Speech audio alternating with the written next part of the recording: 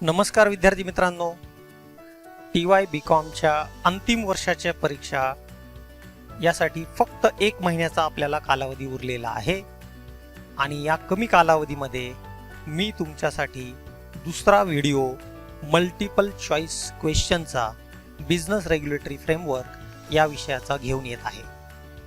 या अगोदर आपण लॉ ऑफ पार्टनरशिप या विषयाचे 10 मल्टिपल चॉईस क्वेश्चन्स अभ्यासलेले आहेत। आज लॉ ऑफ कॉन्ट्रॅक्ट या विषयाचे 25 प्रश्न आपण अभ्यासणार आहोत। याचा हा व्हिडिओ तुम्ही एकदा किंवा दोनदा नीट लक्ष देऊन ऐकलात तर तुम्हाला परीक्षेला लॉ ऑफ कॉन्ट्रॅक्ट या विषयाचे MCQ अचूकपणे सोडवण्यास मदत होईल। अजूनही तुम्ही माझ्या चॅनलला सबस्क्राइब केलेलं नसेल तर महाराष्ट्रातील कोणत्याही विद्यार्थ्यापर्यंत, कारण कायदा हा विषय असा आहे, हा फक्त पुणे विद्यापीठाला नसून कारण इंडियन कॉन्ट्रॅक्ट ॲक्ट 1872 हा कायदा विविध विद्यापीठाच्या अनेक कॉमर्सच्या अनेक वर्गांना, काही ठिकाणी SY ला आहे, काही ठिकाणी TY ला आहे, लॉ मध्ये सुद्धा हा विषय अभ्यासासाठी आहे।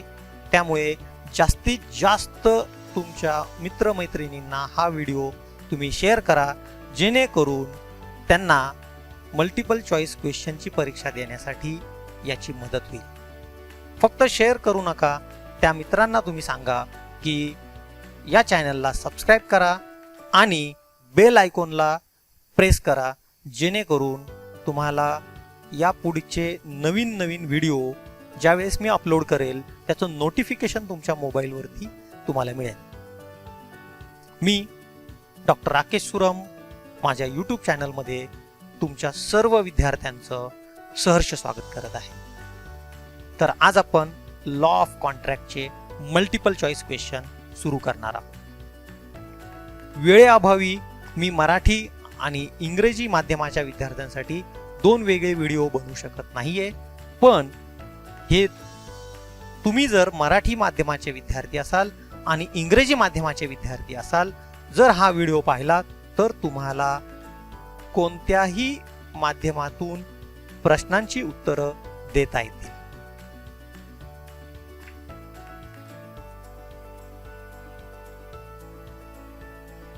पहिला प्रश्न, the law relating to contracts is contained in, म्हणजे कराराशी संबंधित जे कायदे आहेत हे कोणत्या कायद्यामध्ये दिलेले आहेत? The Indian contract act 1862, 72, 1952, 1972। विद्यार्थी मित्रांनो, असा विचार करू नका की भारत स्वतंत्र 1947 झाला आणि त्यानंतर जर हा कायदा पास झालेला असेल तर ते चुकीचं ठरेल। हा कायदा सन 1872 साली पास झालेला आहे। The Indian contract act was passed in 1872, म्हणजे हा कायदा ब्रिटिश काळापासून आपल्याकडे अस्तित्वात आहे आणि तोच कायदा आपण सध्या अभ्यासत आहोत। प्रश्न क्रमांक 2, the Indian contract act 1872 came into force on the, हा कायदा किती तारखेपासून आपल्याकडे अस्तित्वात आलेला आहे, त्याची अंमलबजावणी सुरू झालेली आहे? भारतीय करार कायदा कधीपासून आपल्या भारतामध्ये अस्तित्वात आलेला आहे? 4 ऑप्शन्स या ठिकाणी दिलेले आहेत। 1 सप्टेंबर 1972, 1872, 1930 आणि 1 जुलै 1932। वरती प्रश्नामध्ये सांगितलेले 1872, त्यामुळे 1972, 1930 आणि 1932 हे तीनही ऑप्शन ज्या विद्यार्थ्याला काहीही माहिती नाही तो लॉजिक वापरून, तर्क वापरून B ऑप्शन हे उत्तर देऊ शकतो। खरं पाहिलं तर Indian contract act was enacted on 25 April 1872 and came into force from 1st of September 1972, म्हणजे 25 एप्रिल 1872 या दिवशी तो कायदा संमत झालेला आहे आणि त्याची प्रत्यक्ष अंमलबजावणी 1 सप्टेंबर 1972 पासून अस्तित्वात आलेली आहे. प्रश्न क्रमांक 3. A contract is an agreement creating and defining obligation between the parties. This definition of contracts is given by. A contract is an agreement creating and defining the obligation between the parties. म्हणजे a contract is an agreement म्हणजे करार हा अशा ठराव आहे. त्यामुळे obligations between the parties म्हणजे दोन पार्टीचे ऑब्लिगेशन्स म्हणजे जबाबदाऱ्या हे तयार होतात आणि ठरतात. ही व्याख्या सामंत यांनी दिलेली आहे. According to Samant, a contract is an agreement creating and defining obligation between the parties. प्रश्न क्रमांक 4. An agreement enforceable by law is a dash dash. An agreement enforceable by law is a contract. 4 options दिलेले आहेत: promise, contract, consideration आणि agreement. मग कॉन्ट्रॅक्टच हे उत्तर का बरोबर आहे? कारण सेक्शन 2 सबसेक्शन H भारतीय करार कायद्यामध्ये कॉन्ट्रॅक्टची व्याख्या अशी दिलेली आहे: an agreement enforceable by law is a contract. म्हणजे असा ठराव की जो कायद्याने आपण पूर्ण म्हणजे करण्यास भाग पाडू शकतो. That is enforceable by law is a contract. म्हणून ह्या प्रश्नाचं उत्तर असं आहे: an agreement enforceable by law is a contract. प्रश्न क्रमांक 5. As per section 2 subsection H a contract is an agreement enforceable by. आताच प्रश्न क्रमांक 4 मध्ये याचं उत्तर होतं. याला आपण गुगली टाईप क्वेश्चन आपण म्हणू शकतो. म्हणजे जरी वाक्य एक असेल तरी वेगवेगळ्या पद्धतीने प्रश्न विचारू शकतात. A contract is an agreement enforceable by law म्हणजे करार जो आहे हा काय असतो? कायद्याने त्याला पूर्ण करण्यासाठी आपण भाग पाडू शकतो. म्हणून कलम 2 सेक्शन 2 सबसेक्शन H भारतीय करार कायद्यामध्ये असं दिलेलं आहे: an agreement enforceable by law is a contract. प्रश्न क्रमांक 6. A proposal when accepted becomes a. A proposal म्हणजे प्रस्ताव. जेव्हा आपण एखाद्या व्यक्तीला आपण प्रस्ताव मांडतो आणि मांडल्यानंतर तो ज्यावेळेस स्वीकारतो, तो त्याला संमती देतो, त्याला आपण प्रॉमिस म्हणजे वचन असं म्हणायचं. As per section 2 subsection B of the Indian contract act 1872 आता त्याची व्याख्या अशी दिलेली प्रॉमिसची: when the person to whom the proposal is made. जेव्हा ज्या व्यक्तीला आपण प्रस्ताव मांडतो is made signifies is assent there to proposal is said to be accepted. म्हणजे सिग्निफाईज त्याला आपण सांगतो, असेंट म्हणजे संमती मागणे, देअर टू म्हणजे आपण जे प्रस्ताव मांडतो त्या प्रस्तावावरती आपण त्याला संमती देण्यासाठी विचारतो.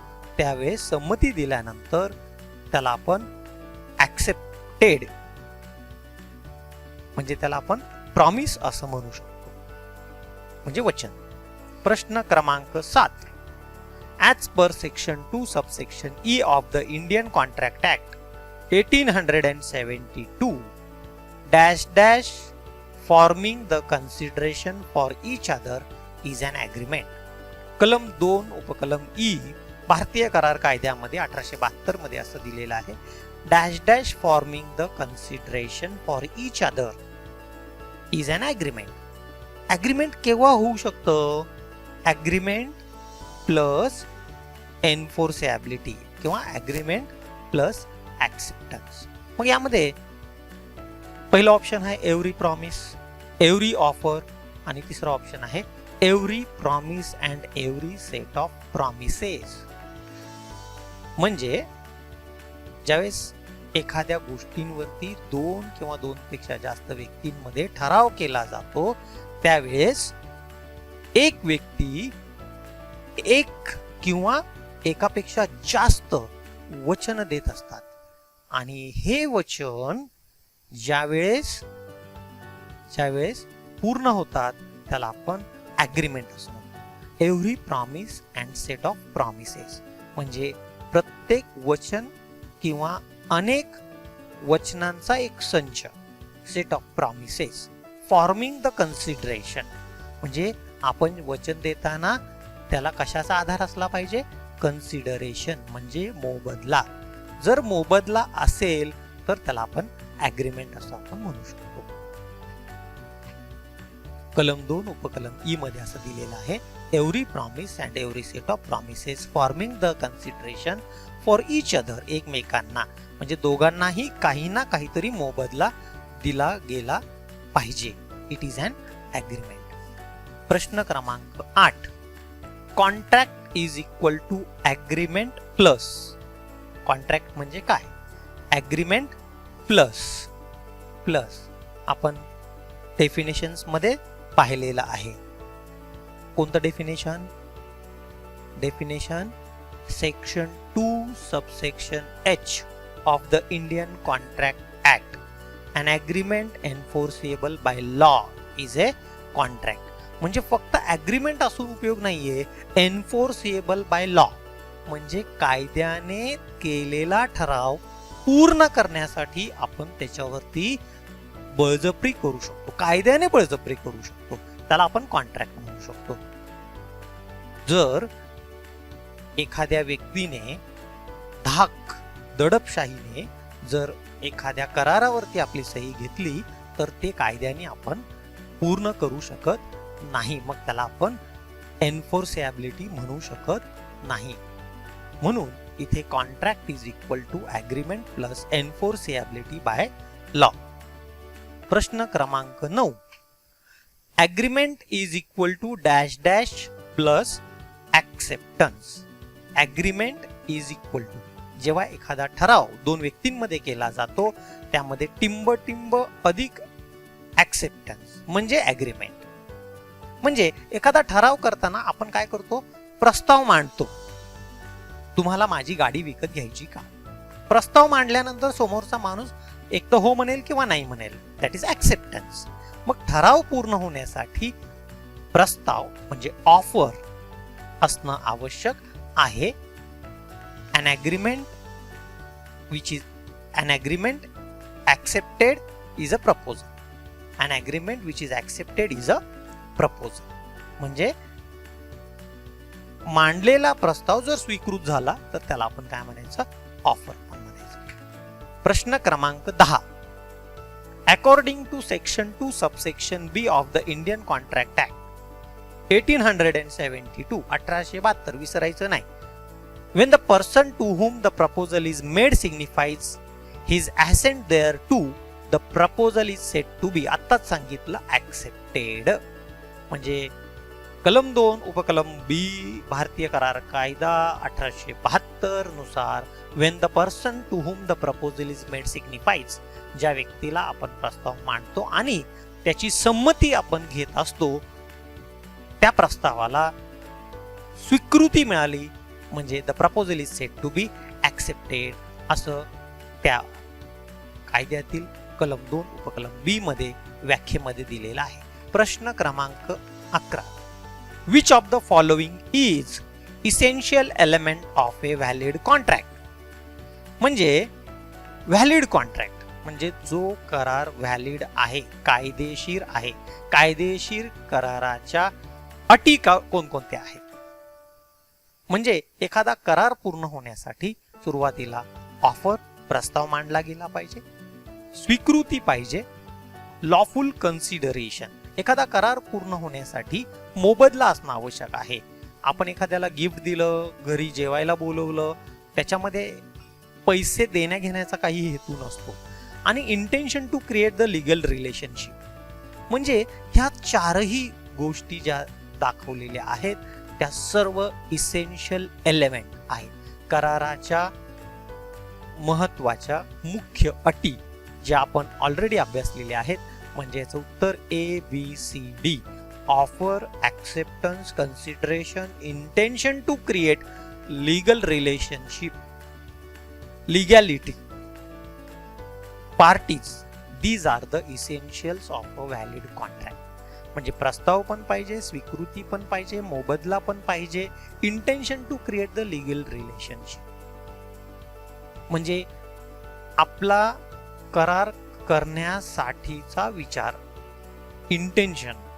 म्हणजे काहीही इंटेन्शन नसताना आपण एखाद्या व्यक्तीसोबत व्यवहार करू शकत नाही. म्हणजे वस्तू विकल्यानंतर त्याच्याकडून पैसे घेण्याची अपेक्षा तुम्हाला असायला पाहिजे. पुढचा प्रश्न क्रमांक 12. ए इन्व्हाइट्स बी. ए ने बी ला for a dinner. It is a. डिनरसाठी म्हणजे जेवणाला बोलवलंय. ए ने बी ला जेवणासाठी बोलवलं. हे काय असू शकतं? 4 option. Social obligation only, social obligation not enforceable by law. पहिला ऑप्शन बरोबर वाटते आपल्याला. हे सोशल ऑब्लिगेशन आहे. सोशल म्हणजे काय? ए बी मित्र असतील. ए म्हटला की उद्या माझ्याकडे जेवायला ये. पण याच्यात ऑप्शन तिसरा एक ऑप्शन आहे सोशल ऑब्लिगेशन एन्फोर्सेबल बाय लॉ. ए ने बी ला उद्या जेवायला बोलवलं. ए सकाळी फोन करून सांगतो बाळा मला गावाला जायचंय, आता तू येऊ नको. बी उपाशी राहिला. बी त्याच्यावरती दावा दाखल करू शकतो का? नाही. का नाही? कारण त्यांच्यामध्ये ए आणि बी यांच्यामध्ये कुठल्याही प्रकारचं मोबदला, कन्सिडरेशन ठरलेलं नाही. म्हणून याचं उत्तर आहे social obligation not enforceable by law. म्हणजे बी उद्या असं म्हणू शकत नाही तुम्हाला जेवायला बोलवलं, घरी कुलूप होतं, आता मी तुझ्यावरती दावा दाखल करतो. कारण ए त्याच्याकडून पैसे घेणार नव्हता. प्रश्न क्रमांक 13. Every contract is an agreement but every agreement is not a contract. Marathi माध्यमाच्या विद्यार्थ्यांसाठी सर्व करार हे ठराव असतात. कॉन्ट्रॅक्ट म्हणजे करार. Every contract is an agreement. सर्व करार हे ठराव असतात, परंतु सर्व ठराव हे करार नसतात. 4 ऑप्शन दिलेले आहेत. म्हणजे वरील वाक्य हे चूक आहे का बरोबर आहे का पार्टली ट्रू, थोडं बरोबर आहे. पहा, यामध्ये आपण ऑलरेडी प्रपोजल प्लस ऍक्सेप्टन्स म्हणजे प्रस्ताव मांडायचा आणि समोरच्यानी त्याला स्वीकृती द्यायची, याला आपण काय म्हणतो? ॲग्रीमेंट. म्हणजे agreement is the first step. Agreement झाल्यानंतर जर हे ॲग्रीमेंट कायद्याने एन्फोर्सिएबिलिटी बाय लॉ असेल तर त्याला आपण कॉन्ट्रॅक्ट असं म्हणतो. परत एकदा पहा, प्रपोजल प्लस ऍक्सेप्टन्स म्हणजे ॲग्रीमेंट आणि ॲग्रीमेंट प्लस एन्फोर्सिएबिलिटी बाय लॉ. ठरलं, ठराव झाला. ठराव झाल्यानंतर जर ते आपण कायद्याने पूर्ण करून घेऊ शकत असेल तर त्याला आपण कॉन्ट्रॅक्ट असं म्हणायचं. म्हणजे ॲग्रीमेंट प्लस एन्फोर्सिएबिलिटी.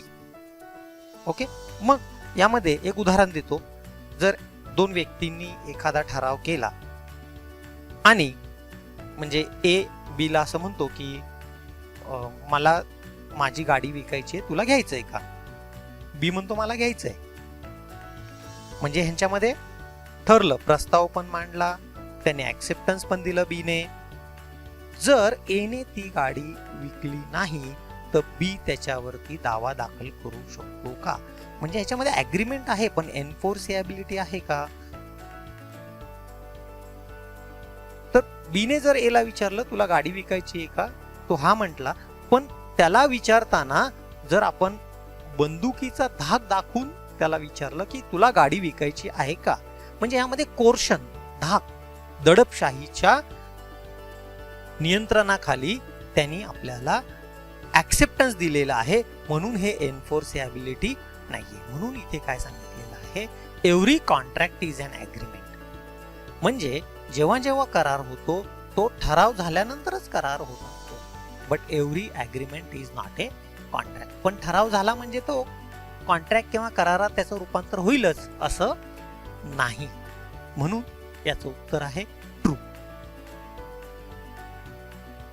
प्रश्न क्रमांक 14. द टर्म प्रपोजल, प्रस्ताव, used in the Indian Contract Act 1872 is synonymous, समानार्थी with the term. प्रपोजल, प्रस्तावला समानार्थी शब्द आपल्या कायद्यामध्ये कोणता वापरलेला आहे? प्रस्ताव. मार्केटिंग मध्ये आपण शिकतोय ऑफर. म्हणजे according to section 2 subsection A of the Indian Contract Act 1872, when one person signifies to another his willingness to do or to abstain from doing anything, म्हणजे जेव्हा एखादी व्यक्ती दुसऱ्या व्यक्तीला त्याची इच्छा एखादी गोष्ट करण्यासाठी किंवा एखादी गोष्ट न करण्यासाठी त्याची इच्छा दर्शवत असतो. कशासाठी? With a view to obtaining the assent of the other, म्हणजे त्याची संमती मिळवण्यासाठी. सच ऍक्ट, त्या कृत्याला किंवा ॲब्स्टिनन्स म्हणजे अमुक अमुक ते कृत्य तू करू नको. ए बीला असं म्हणत असेल की मी तुला 5,000 रुपये देतो, तू या विहिरीतून पाणी घेऊ नकोस. दॅट इज ॲब्स्टिनन्स, म्हणजे एखादं कृत्य न करण्यासाठी केलेला करार. ही set to make a proposal. मग याला आपण काय म्हणतो? आपण प्रस्ताव मांडलेला आहे. मग प्रस्ताव हा होकारार्थी किंवा नकारार्थी असू शकतो. म्हणजे एखादी गोष्ट करण्यासाठी किंवा एखादी गोष्ट न करण्यासाठी. तर इथे प्रपोजल म्हणजे. प्रश्न क्रमांक 15. The person making the proposal is known as promisor. याचं उत्तर असं आहे, the person making the proposal is called as promisor and the person accepting the proposal is called as promisee. Promisor वचन देणारा, प्रॉमिसी वचन घेणारा. जसं ट्रान्सफरर, ट्रान्सफरी, ड्रॉवर, ड्रॉई, एंडॉर्सर, एंडॉर्सी, या पद्धतीने. प्रश्न क्रमांक 16. The person to whom the offer is made is known as promisee. आताच आपण पाहिलेला आहे. प्रश्न क्रमांक 17. Mister A says to mister B, will you purchase my car for 50K. K म्हणजे काय? के म्हणजे किलो, आणि किलो मध्ये किती शून्य असतात? 1 किलो म्हणजे 1000 ग्रॅम. 1000 ग्रॅम म्हणजे किती शून्य असतात? 3. त्यामुळे तुम्ही जर times of India, Indian express, English newspaper वाचत असाल तर त्यामध्ये 50K म्हणजे 50,000. ज्यावेळेस सोन्याचे भाव 50,000च्या पुढे झाले होते त्यावेळेस पेपरमध्ये 50K असं आलं होतं. Okay. Will you purchase my car for 50,000. In this case mister A is making. इथे ए काय करतोय? ऑफर देतोय का ऍक्सेप्टन्स देतोय का प्रश्न विचारतोय? ए काय विचारतोय? Will you purchase my car for 50,000. It is an offer. हे ऑफर आहे. तुला 50,000 रुपयाला माझी गाडी घ्यायची का? It is a proposal or offer made by A. प्रश्न क्रमांक 18. An agreement not enforceable by law is said to be dash dash. An agreement not ला अंडरलाईन करा डोक्यात, कारण कधी कधी प्रश्न नकारार्थी पद्धतीनेही विचारले जाऊ शकतात. त्यामुळे फक्त व्याख्या डोक्यात ठेवू नका, प्रश्न समजावून घ्या. त्यामध्ये पॉझिटिव्ह का निगेटिव्ह कशा पद्धतीने प्रश्न विचारलेला आहे ते समजून घ्या. अन ॲग्रीमेंट नॉट एन्फोर्सेबल म्हणजे असं ॲग्रीमेंट जे आपण कायद्याने पूर्ण करू शकत नाही त्याला आपण काय म्हणायचं? त्याला व्हॅलिड ॲग्रीमेंट म्हणायचं का व्हॉइड ॲग्रीमेंट म्हणायचं? म्हणजे असा ठराव जे कायद्याने पूर्ण होऊ शकत नाही त्याला आपण मराठीत व्यर्थ करार, व्हॉइड ॲग्रीमेंट असं म्हणतो. त्याची व्याख्या सेक्शन 2 सबसेक्शन G मध्ये दिलेला आहे. An agreement not enforceable by law is said to be void. Void म्हणजे व्यर्थ, निरर्थक. प्रश्न क्रमांक 19. Agreement is equal to dash dash plus acceptance. एखादा ठराव पूर्ण करण्यासाठी काय व्हायला पाहिजे? सगळ्यात डायरेक्ट स्वीकृती होणार का? नाही. सर्वात प्रथम आधी प्रस्ताव मांडा, नंतर स्वीकार. आधी ऑफर, नंतर ऍक्सेप्टन्स. आधी प्रस्ताव, नंतर स्वीकृती. म्हणून उत्तर आहे offer. An agreement is a accepted proposal. म्हणजे स्वीकृत प्रस्तावाला आपण ठराव असं म्हणायचं. प्रश्न क्रमांक 20. When both parties of the contract have fulfilled respective obligation, then it is known as. Contract act मध्ये आपण टाइप्स ऑफ कॉन्ट्रॅक्ट शिकलो. त्यामध्ये ज्यावेळेस कराराच्या दोन्ही पार्टीज, दोन्ही बाजूच्या व्यक्ती काय करतात? त्यांच्या बाजूची जबाबदारी पूर्ण करतात, त्याला आपण काय म्हणायचं? इथे काय दिलंय? When both the parties of the contract have fulfilled. Underline करा डोक्यामध्ये. फुलफिल्ड या शब्दाला. पूर्ण झाला म्हणजे भूतकाळ आहे. मग काही यामध्ये एक्झिक्युटोरी म्हणजे व्हायचं आहे, एक्झिक्युटेड म्हणजे झालेला आहे, युनिलॅटरल म्हणजे one sided, bilateral means both sided.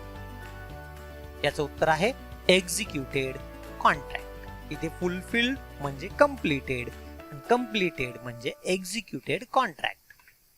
प्रश्न क्रमांक 21. When both parties have yet to perform their respective obligation, then it is known as. म्हणजे yet to perform अंडरलाईन करा. इंग्रजी समजत नसेल तर मराठी उत्तरपत्रिका मिळणारच आहे तुम्हाला. yet to perform ज्या वेळेस एखाद्या पार्टीकडून जर त्याच्याकडे असलेली जबाबदारी, ऑब्लिगेशन पूर्ण केलेली नाही म्हणजे अपूर्ण आहे, तो भविष्यात पूर्ण करणार आहे, त्याला आपण एक्झिक्युटोरी कॉन्ट्रॅक्ट असं म्हणायचं. Yet to perform means not yet perform. अद्याप त्यांनी पूर्ण केलेलं नाही म्हणजे एक्झिक्युटोरी कॉन्ट्रॅक्ट. प्रश्न क्रमांक 22. Dash dash contract is one in which one party has to perform his obligation and other party has already performed his obligation. म्हणजे अशा कॉन्ट्रॅक्ट मध्ये one party has to perform his obligation. एकाला त्याची जबाबदारी पूर्ण करायची आहे. Other party has already perform. दुसऱ्याने त्याची जबाबदारी पूर्ण केलेली आहे. म्हणजे ए बी ला गाडी विकत असेल, ए ने गाडी दिली, बीने आणखी पैसे दिलेले नाही म्हणजे हा वन साइड आता झालेला आहे, म्हणजे एकच बाजू पूर्ण झालेली आहे.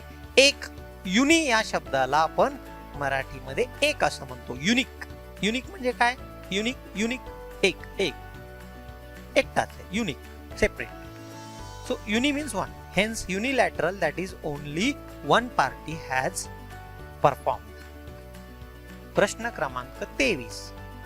Consideration which moves simultaneously with the promise is called. म्हणजे वचन देताना आपण ताबडतोब मोबदला दिला तर त्याला आपण काय म्हणायचं? ताबडतोब दिला. वचन देते वेळी याला आपण प्रेझेंट कन्सिडरेशन म्हणायचं. नंतर दिलं तर फ्युचर कन्सिडरेशन. अगोदरच आपण पैसे देऊन बसलो त्याला आपण पास्ट कन्सिडरेशन म्हणायचं. ज्याला थोडंफार इंग्रजी समजतं तो या प्रश्नाचं उत्तर सहजपणे देऊ शकतो. 3 प्रकारचे कन्सिडरेशनचे प्रकार आपण शिकलो. Past consideration, present consideration. Past consideration म्हणजे काय? आपली हरवलेली वस्तू जर कुणी आपल्याला आणून दिली तर आपण त्याला काय करतो? बक्षीस देतो. That is a past consideration. याचं उत्तर आहे present consideration which moves simultaneously with the promise. वचन पण द्यायचं, पैसे पण द्यायचे. प्रश्न क्रमांक 24. Exception to the rule no consideration no contract. तुम्हाला पण माहिती आहे essential elements of a contract. ज्या ठिकाणी मोबदला नाही तिथे करार होऊ शकत नाही. त्याला तुम्ही गिफ्ट वगैरे म्हणू शकता. हा, याला, या वाक्याला, या नियमाला अपवाद आहे, किंवा हे वेगळ्या पद्धतीने प्रश्न विचारला जाईल परीक्षेला. Agreement without consideration is void. Agreement without consideration म्हणजे एखादा करार विना मोबदला केला तर तो करार व्यर्थ ठरतो. बरोबर आहे, व्यर्थ ठरतो. मग याला अपवाद आहे का काही? कारण विना मोबदला करार होऊ शकतो का? होऊ शकतो. Number 1, natural love and affection. वडील त्यांची संपत्ती, आई त्यांची संपत्ती मुलाच्या नावाने. नॅचरल लव्ह, नैसर्गिक प्रेम आणि जिव्हाळा, यामुळे कोणताही मोबदला न घेता आपल्या मुलाच्या, मुलीच्या, सुनेच्या नावावरती संपत्ती ट्रान्सफर करू शकतात. म्हणून इथे one of the element of the contract that is consideration is absent. इथे मोबदला नाहीये. दुसरं काय सांगितलंय? Compensation for past voluntary service. कधीतरी आपली हरवलेली वस्तू किंवा पाकिट किंवा कागदपत्र आणून दिले, म्हणजे त्यांनी व्हॉलेंटरीली आणून दिलेले आहेत, त्याला आपण आता बक्षीस देतोय, कॉम्पेन्सेशन देतोय, नुकसान भरपाई देतोय. त्याचा मोबदला आपण ठरवू शकत नाही, म्हणजे त्याची किंमत किती असू शकते. तिसरा ऑप्शन आहे प्रॉमिस टू पे टाइम बार डेब्ट. टाइम बार म्हणजे मुदत संपलेलं कर्ज. आता आपल्याला द्यायची आवश्यकता नाहीये, पण काही मुदत संपल्यानंतर 2 वर्षांनी, 5 वर्षांनी जर एखादा डेटर आपल्याला पैसे आणून देत असेल तर त्या ठिकाणी एका बाजूने दुसऱ्याकडे मोबदला देत नाही.